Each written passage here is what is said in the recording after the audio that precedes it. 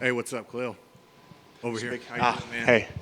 You may not remember this, but maybe like 4 or 5 years ago, we sparred over at Syndicate, and people talk about your power all the time, and I'm like, you don't really know because Khalil Rountree hit me right between the eyes so hard, I went cross-eyed for a minute. I didn't even know you could go cross-eyed from getting hit in the head, but I want to know, when did you first realize that you had this kind of power? Was it in a street fight? Was it in the gym? Was it an actual fight? I think it was about within the first couple of months of getting into MMA. I trained at Vanderlei Silva's gym when he was still fighting in the UFC. And there we would spar really, really hard. That was just like 2 or 3 times a week. It was just like hard sparring. And it was tough. So I guess it got to a point where like I was going with guys who are already professionals and my back was kind of against the wall. And so I just would like swing big. And then that was the first time that I actually started to realize like, oh, okay, I have power. And then, yeah, so it was within the first few months of me training, yeah. Man, that's crazy. I was surprised, I was looking at your social media. You're kind of a big metalhead. You're into like a lot of hardcore and metal. Yeah, that was my upbringing before fighting, all that stuff. That was my, like, hardcore shows were my place of refuge. And growing up, I played multiple instruments. I played a lot of guitar, played a lot of bass. And so metal was kind of like my go-to because it was the most complex and fast. And it felt like trying to figure out like an algorithm to me, you know what I mean? So I would just kind of sit in my room and try to learn songs. And then by the time I'm, done practicing, if I could even get, 2 or 3 riffs down, I felt good about myself because it's really hard to play. It is. It's some of the hardest. People don't really appreciate how difficult it is, how much overhead it goes. I used to be a metal singer. We could get Nice. Matt Brown. We could get a band going. You kind of got the James Hetfield look going. It's a perfect transition too from like metal to MMA. A lot goes hand in hand. What do you you have a walkout song planned? Yeah, but it's not metal. Oh, surprisingly. Do we have to wait, or can you tell us what it is? Let's just wait. Come on. Yeah, let's wait. Let's just wait and see what happens. It was almost a metal song. There was a couple of metal songs like, on the list. Actually, one that like a song that I was feeling during camp a lot was the day that never comes by Metallica. For some reason, like it felt good, but that won't be the song. I'm going to see him next week with Pantera in Dallas at Cowboy Stadium, the Mecca. Honestly, I couldn't think of a more like chaotic environment to see them. Right. So interesting about your opponent. He's coming down from being real heavy, and I know that it's a big part of your story how you went from being like overweight and down about that and gotten in really good shape. Did you know that about him, and have you kind of like seen the kind of transition that he's made to come down in weight? It's pretty drastic. Yeah, not a lot. I did like lightly see it, but I mean, yeah, I know the struggle, and it's amazing. You know what I mean? Like that just makes us tough guys. You know what I mean? And focused guys. So yeah, it's good. Yeah. Last thing I wanted to ask you about this matchup is what was the conversation like when you were approached with it? Because I mean, every fight is dangerous. Every fight is scary. Obviously, but I mean, here's a guy who really has nothing to lose. You're in the top 15 now, and you're basically like, instead of saying like what a lot of people would say, well, no, I'm going to try to fight somebody higher up the rankings because I worked a long time to get here. But instead, you're going to give him that opportunity to possibly get into the rankings at the expense of, whereas he has really nothing to lose. Yeah.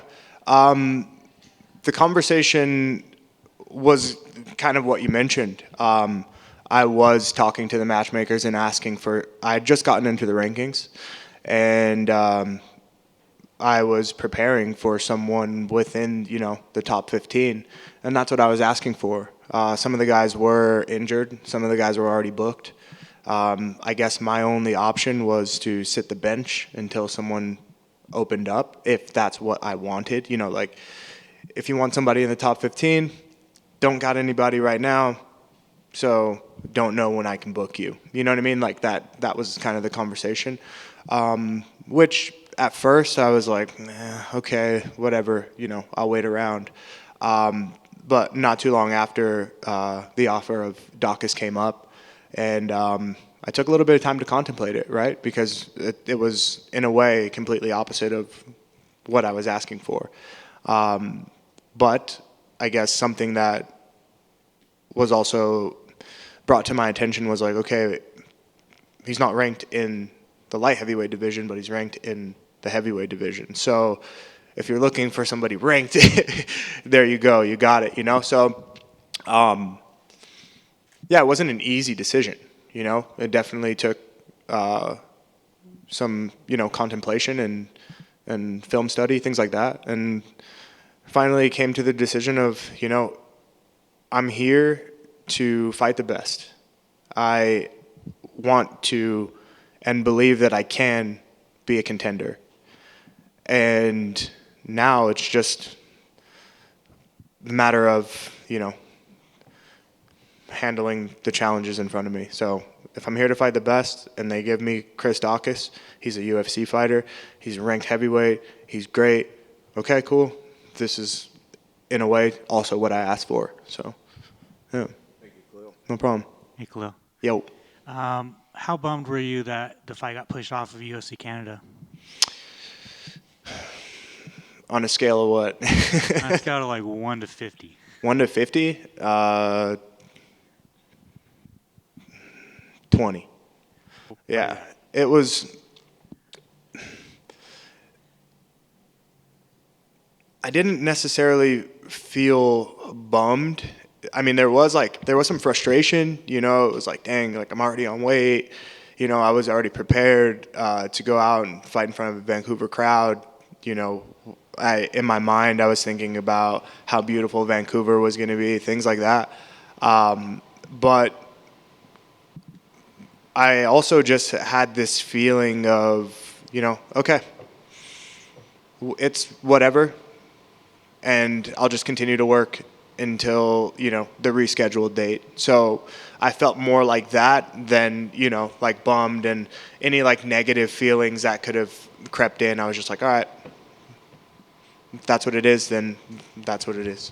Was there a thought of getting a new opponent, or was the mindset like you already trained so far, invested so much, like you want to fight Chris? There were a couple of options of guys who weren't even signed to the UFC yet. And because the fight was in Vancouver, there would have also potentially been issues with visa. And it's pretty tough to try to get two guys from foreign countries to get visa approvals in 7 days. You know what I mean? So UFC was obviously willing to do it. They were going to do anything they could to, to make sure that if I wanted to fight, then they'd help make it happen. But it really just didn't make sense, from what I saw and what, the names that they gave. I don't remember off the top of my head, but like two killers, from circuits, like on the other side of the world, and they're just, and you know what I mean, on like 11 and 12 fight win streaks. And I'm just like, man, I've been in a position before, for instance, with like Johnny Walker, like I had just beat Gokhan Saki, and then they're like, all right, fight Johnny Walker. No one knew that was Johnny Walker's debut. You know what I mean? So we're looking at like tape stuff from like his regional fights, and we're just like, okay.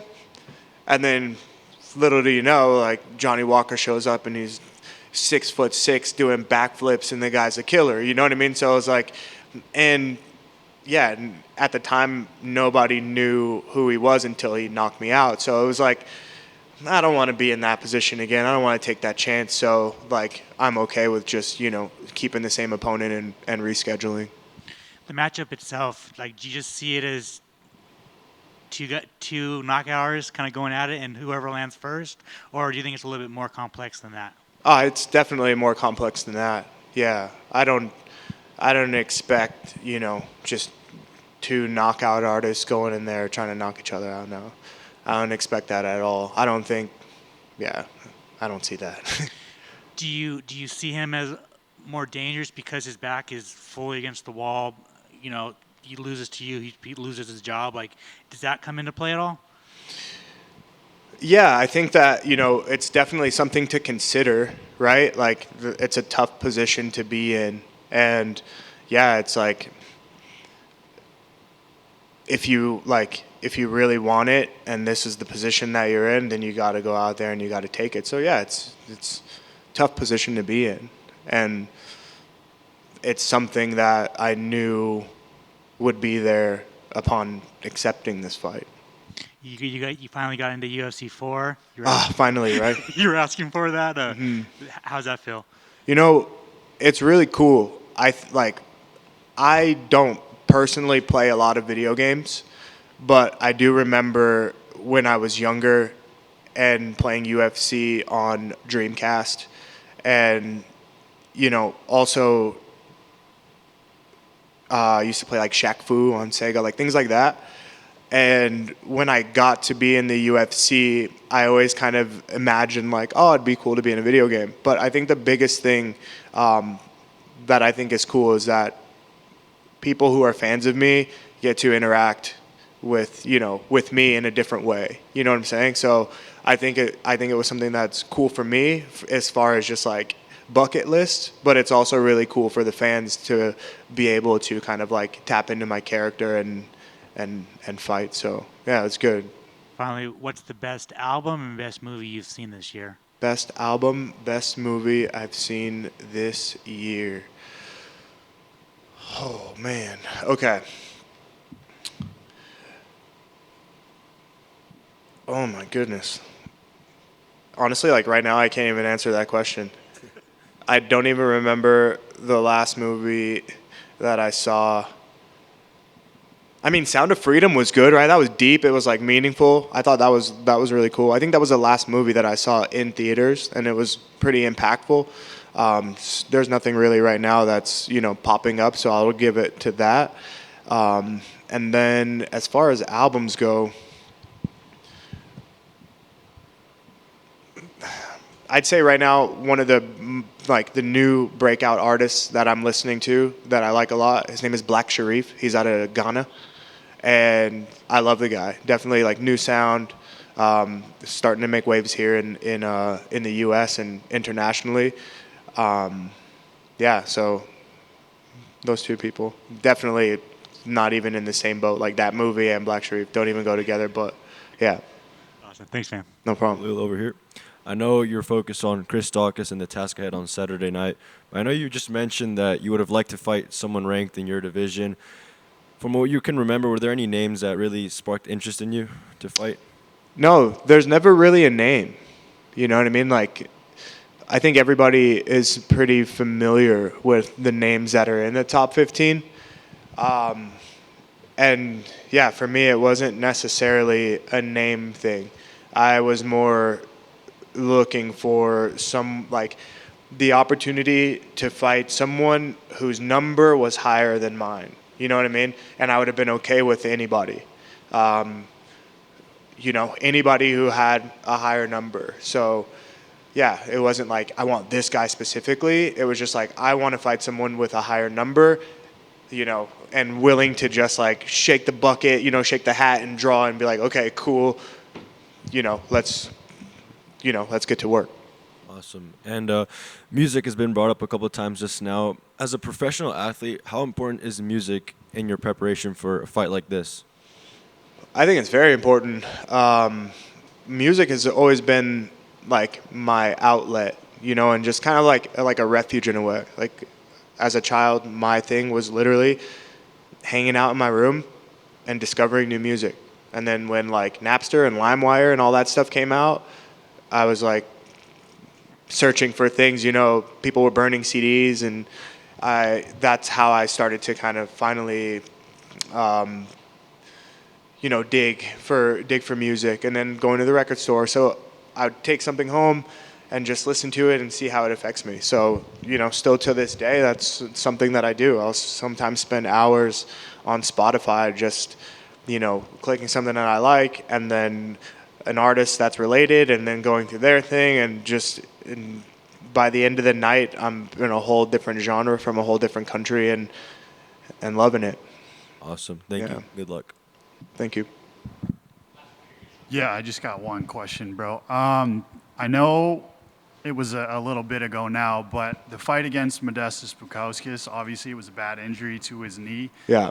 Is it kind of cool to see that he's turned it around because he did recover from it and now he went on to be the Cage Warriors champ? I think he got called up on short notice to fight Tyson Pedro. He's now 2-0 in the UFC. So I know there's still there's always going to be that connection with that fight between you guys. So is it cool to see that he has recovered and 100%. turned it around? 100%. It's like it's really cool, man. And